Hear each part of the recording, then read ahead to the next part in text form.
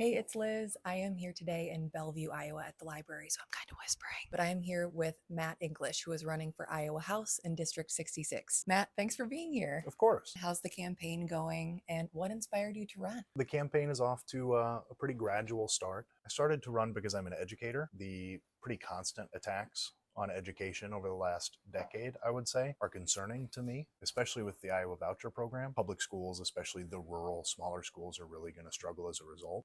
I've got students that are LGBTQ. They've removed trans protections for civil liberties, and they've made it more difficult for those students to just exist in the high school setting. It's so important for young people in Iowa to feel like they can belong here. I'm glad that you're stepping up to run and to represent your students, to represent your district. Let's talk a little bit about what your district is. Yeah, all of Jones County, so Anamosa, Monticello, all the small towns, and then Jackson County, basically north of Macokota, all the way over to the river.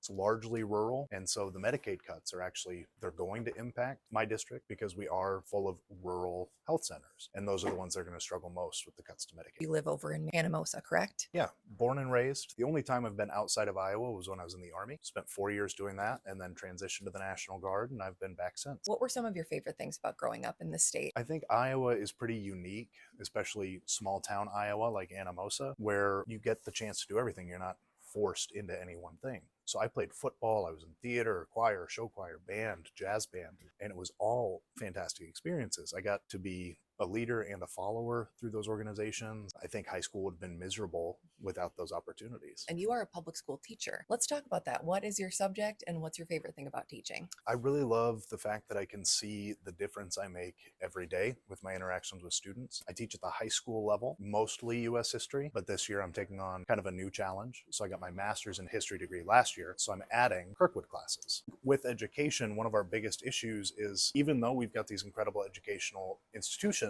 we are losing so many of our college educated young people because there aren't opportunities. We don't have these new and emerging industries to keep them here. There's also a shortage of hospitals, a shortage of mental health facilities. So the people that are going for these care-centered degrees also don't have the opportunities here, and they're leaving the state too. If we want to reverse that, we need to find a way to support our people through these institutions like hospitals and mental health facilities, and bring in some of that new industry that we desperately need. I could not agree more. I mean, I still am. I'm a born and raised Iowan, and I've seen many of my friends get their educations in Iowa and then get out because the opportunity isn't there. When you are elected to the Iowa House, what will be your priorities when you're representing your district in Des Moines? I really want to reverse the trend we're seeing towards school vouchers, put the control of public education back into the public, because the more money we give to the private institutions, the more they're going to increase their tuitions. We've already seen that, some schools going as far as doubling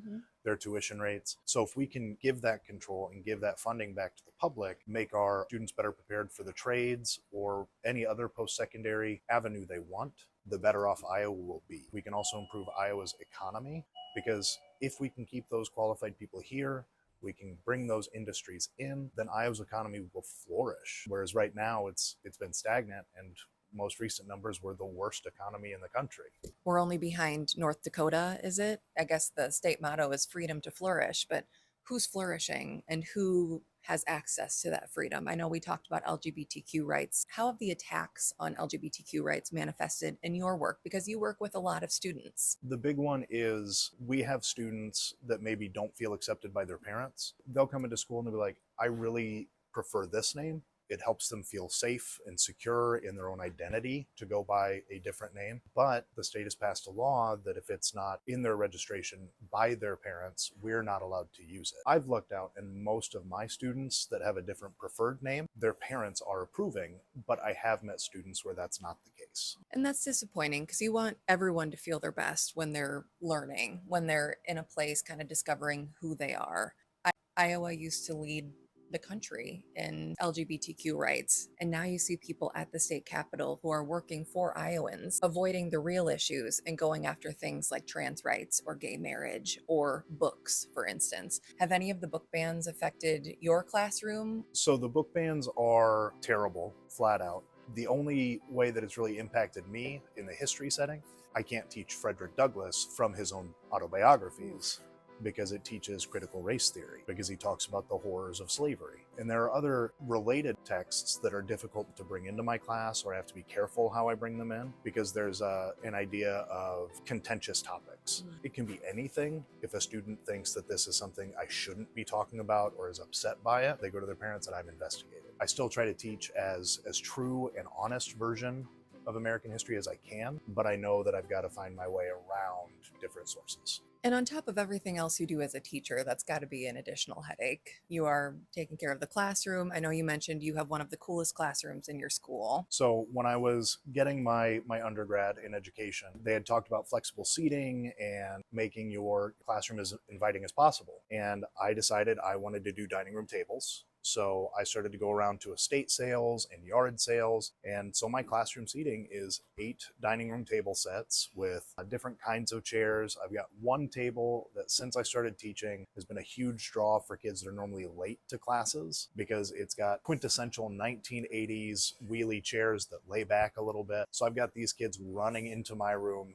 trying to get to that table every day. Cool. I like how you're kind of thinking outside the box to keep kids engaged and excited to go to class. I know that's kind of a struggle in the day and age that we're in. So kudos to you for making it a little interesting and keeping them excited to show up and learn. I did see a photo on your website of you giving a quilt to an elderly gentleman. Can you tell me more about that photo? That gentleman is Laverne Schaefer. He's kind of a surrogate grandfather to my siblings and I. He was my grandpa's best friend when they worked at Collins Radio back in the day. Was really close with my dad, even gave him like a 1930 something Model A that we still have and we get out every year. But that quilt of valor was actually given to me to present to him by upholsterers outside of Makokata. They presented me with one and then presented me with his. And the story behind the Quilt of Valor is the woman who started it had a dream of her son struggling while he was deployed, and then an angel came and wrapped him in a quilt. Seamstresses, tailors, upholsterers across the country all kind of joined this group, and they present these quilts to veterans all over the place. And I was lucky enough to be able to present this guy that meant so much to me with his.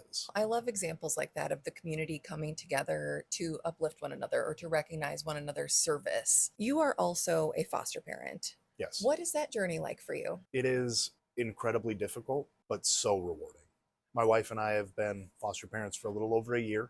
And in that time, we've had 4 different children come through, getting to see them make huge strides in school, getting to see them really open up and start to present their personality that they've repressed has been incredibly rewarding for my wife and I. But we did have 2 kids that had been with us for the longest leave within just a couple weeks of each other over the summer, and we're still kind of in mourning for that. So we're empty right now. Gonna redo one of the bedrooms and eventually clean up the toy room that was left a mess. But it's stuff that's hard to do. I think that's a testament to the kind of people that you are. You're willing to do the hard thing because it's the right thing and because it's the compassionate and empathetic thing. I feel like nowadays in the political conversation, empathy gets diminished as something that is weak or doesn't matter. I think empathy is a strength, and it's something that we need more of, especially in Iowa, especially at the state house, especially in the people that are running the state and making decisions on behalf of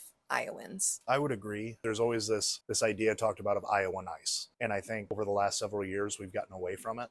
And I think a lot of that has to do with the attacks on empathy and how vulnerable being empathetic makes you. And vulnerability is difficult.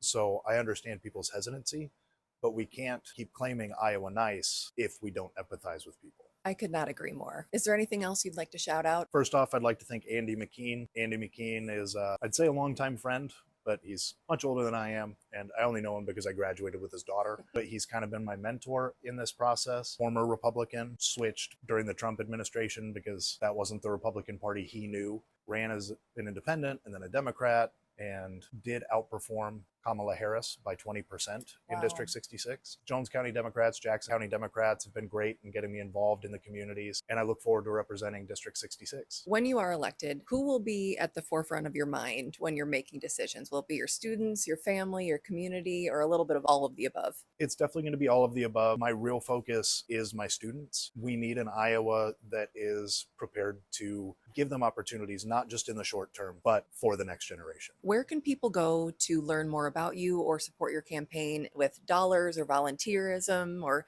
sharing your content online? I have a Facebook page. It's Matt English for Iowa, House District 66.